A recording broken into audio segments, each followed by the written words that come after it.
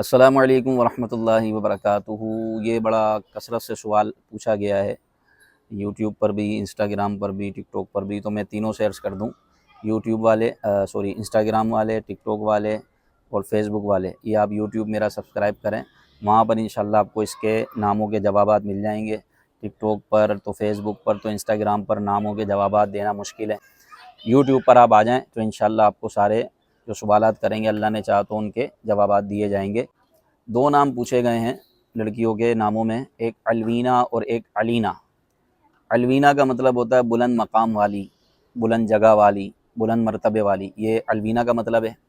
और अलीना का मतलब है ज़ाहिर होना, वाज़े होना।